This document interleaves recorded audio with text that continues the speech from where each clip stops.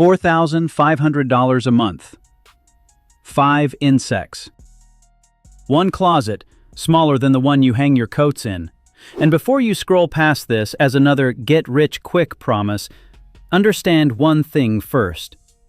Not a single one of these 5 animals is classified as livestock anywhere in the United States. 3 of them are not classified by any government body at all. No zoning code covers them. No homeowners association names them. No permit office has a form to make you fill out. That gap is not a clever loophole someone might close next spring. It is the absence of a law that was never written in the first place. And it is wide enough to run a real 4-figure income straight through. Here is what most people never find out. The advice that sent millions of people to the feed store, go and get yourself some chickens, was not wrong. It was just about 30 times less profitable than what I am about to show you. 20 laying hens in a backyard coop gross around $80 a month against a $45 feed bill. That is not an income. That is a hobby with a receipt. Every single insect in this video out-earns that coop on profit per square foot, and most of them do it by a margin you would not believe if there were not a named operator with a verified monthly figure standing behind every number. Because that is the rule for this video. Every income figure is attached to a real person in a real state, running an operation you could walk in and photograph. A grower outside Chattanooga, Tennessee, with 22 bins in a spare closet. A producer near Lubbock, Texas, turning a 2-cent feeder insect into $45 a pound flour. A breeder in Boise, Idaho, who has not bought fresh stock in 3 years because his colony quietly rebuilds itself. This is not projection. This is documentation. By the end of this, you will know which insect to start first, which one to add second, and exactly how their waste feeds each other until the running cost of the whole closet collapses toward nothing. That system is the payoff at the end. The insects come first. And one of these 5 sells a single product for $45 a pound to the very companies whose protein bars are probably sitting in your cupboard right now. Same closet, same bin, same 20 minutes a day. The only difference being one decision about what you do after harvest. That one is coming at number 2, and it is the one most people rewind. Let us get into it. Number 5. Black soldier fly larvae. This insect does not really earn its slot by selling. It earns it by making every other insect in the closet cheaper to run, and then quietly building a second income stream out of rubbish you were going to bin anyway. A builder named Dwight in Macon, Georgia, runs a single-stacked bin tower in the corner of a utility closet. His monthly feed cost for it is 0. The larvae eat kitchen scraps, spent vegetable matter, and the waste the rest of his operation already produces. Monthly value generated? $300 to $500 across 2 channels. Dried larvae sell at $8 to $15 a pound to backyard chicken keepers, reptile breeders, and fish hatcheries. And frass, the dry, odorless castings the larvae leave behind once they have finished working through the organic matter, sells as a premium fertilizer at $2 to $5 a pound to organic gardeners who seek it out by name. Here is the classification that keeps it clean. The USDA treats the black soldier fly as a beneficial insect, not a regulated pest. No invasive species listing, no livestock designation, no poultry code. It is legal to raise in all 50 states. Full stop. The adult fly does not bite, does not sting, and barely eats. It lives a few days to mate and then dies, which is exactly why it never becomes the nuisance a housefly is. But the number that matters most here is not the $300. It is what the larvae do to every other feed bill in the closet. A bin of black soldier fly larvae fed on scraps produces high-protein grubs you can dry and fold straight back into your mealworm and cricket feed. Operators who run this layer cut their commercial feed spend across the whole closet by 25 to 40%. So you are not just making $300. You are knocking a quarter off the cost of everything else on this list. Startup cost: $50 to $150 for a stacked bin system and a starter batch of larvae. The biggest mistake is treating it as the headline act. It is not. It is infrastructure. Position it as the layer that feeds the others and sells its leftovers, and it pays for itself twice over. Before number 4, do this channel one favor. Hit subscribe and turn on the bell. Every video here is a verified income system from a named operator in a named state, published every single week. 2 seconds.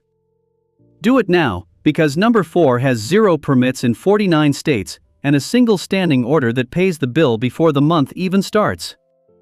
Number 4. Dubia roaches. The feeder insect that built an entire income category on the back of one biological fact. A seller named Andre in Charlotte, North Carolina runs 3 plastic storage totes on a wire shelf in a closet. That is the whole operation. Monthly gross, $600 to $900. Monthly feed cost, $20 in dry dog food, oats and vegetable scraps off the kitchen counter. And the income does not arrive in dribs and drabs. It arrives as a standing monthly purchase order from a local exotic pet shop that buys every nymph he produces every month, like clockwork. That standing order is the difference between a hobby and a business. It turns up before the work does. Here is the biological fact that makes it legal. Dubia roaches cannot survive outdoors in most of the United States. They need sustained warmth above 70 degrees Fahrenheit to breed. They cannot climb smooth plastic, so they do not escape, and they cannot establish a wild population in a cool climate, so regulators do not treat them as an invasive pest. No invasive listing, no livestock code, no permit. The buyer pool is the reptile hobby, and it is far bigger than most people realize. Bearded dragons, leopard geckos, chameleons, and skinks all need live feeders, and Dubia beat crickets on every measure that matters. 22% more protein, no smell, no noise, and no escapees scaling the walls of the shop display. One hard warning. Dubia are illegal to keep in Florida and a handful of other warm climate states, precisely because the outdoor environment there could support a wild colony. Confirm your own state rule before you buy a single roach. That 5-minute check is the entire compliance burden. Startup cost: $100 to $120 for adult breeding stock and totes.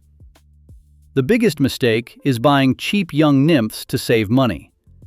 Nymphs take 6 to 12 months to reach breeding age, which means 6 to 12 months of feeding before a single sale. Buy adults. They breed in month 1, and they pay in month 1. Number 3 is the mealworm's bigger, hungrier, more valuable cousin, and the one most closet operators skip because they do not know the unit price. Number 3. Superworms. Zophobus morio. A superworm is several times the size of a mealworm, and that matters enormously to the buyer, because the buyer is feeding a bearded dragon, or a large gecko, or a monitor that wants a meaty, satisfying feeder, not a handful of tiny ones. A breeder named Travis in Boise, Idaho, runs his superworm operation on a single shelving unit inside a spare closet. Monthly gross, $700 to $1,100. Feed cost, under $50. The unit economics are the whole story. Live superworms sell at roughly $5 to $8 per 50 count to reptile keepers, which works out to a far higher price per insect than mealworms ever command.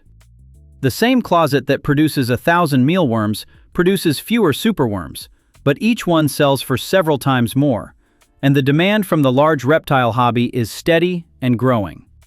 Dried superworms sell at a premium to backyard poultry keepers as a high-fat protein treat.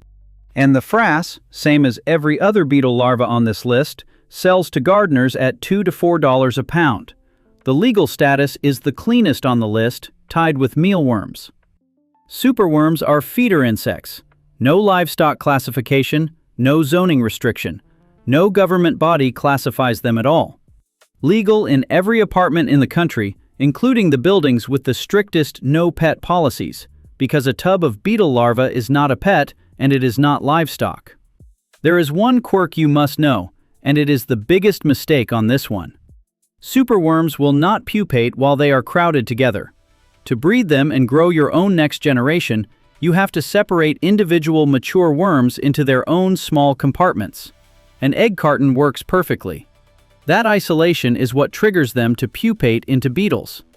Operators who do not know this assume superworms simply refuse to breed, give up, and keep buying stock forever. Separate them, and the colony becomes self-sustaining. Startup cost: $80 to $150 for stock, bins, and bedding. 3 insects in, here is where the closet stands. Black soldier fly larvae, $300 to $500 plus a feed cut across everything else. Dubia roaches, $600 to $900 on a standing order. Superworms, $700 to $1,100 at a premium unit price. 3 insects, no land, no permits worth mentioning, already pushing $2,000 a month off 3 shelves, and the 2 biggest earners are still to come. Quick pause before number 2.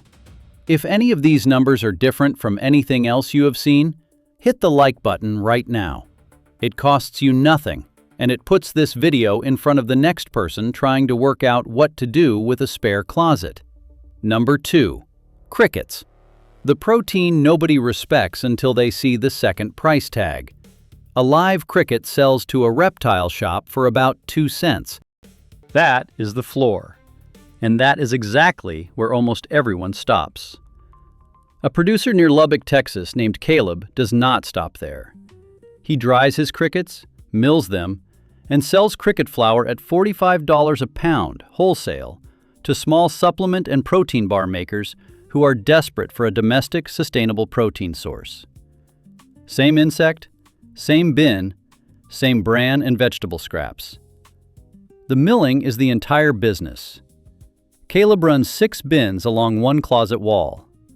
A Chetta domesticus, the common house cricket, roughly doubles its population every 30 days. 6 bins turn out enough live weight to dry down to several pounds of finished flour a month. At $45 a pound, with a sideline of live feeders sold to local reptile shops, his operation grosses $500 to $900 a month off a footprint the size of a single wardrobe. Feed and substrate run him under $40. The legal picture has 2 layers, and you need both. Selling live crickets as feeder insects sits in the same unregulated category as every other feeder on this list. No permit, no classification. The moment you mill flour for human food, you step under your state cottage food or food handling rules. That is not a wall, it is a registration. Most states let you produce a shelf-stable product like dried milled flour out of a home kitchen under a cottage food license that costs very little and takes an afternoon to sort out. Just know which side of that line your product sits on before you list it. Startup cost: $100 to $200 for bins, egg flat hides, a small dehydrator, and a grinder. The biggest mistake is selling only live feeders at 2 cents each. The flour market values the exact same insect at 20 times the price because it is selling into human nutrition, not the reptile aisle. The crickets do not know the difference. Your bank account will. Number 1 operates from a closet with no flame, no permit, and, after the first time, no need to ever buy stock again. Number 1. Mealworms. The Closet King. A grower named Wes outside Chattanooga, Tennessee, runs 22 stacked bins in a spare closet. Monthly gross, $1,100 to $1,600. Monthly material cost, $60. Daily time, 20 minutes. And here is the line that earns it the top slot. Wes has not bought a starter culture in over 3 years. The colony restocks itself from its own population at 0 additional cost, indefinitely. Every other operation on this list eventually buys more stock. This one rebuilds itself for free, forever.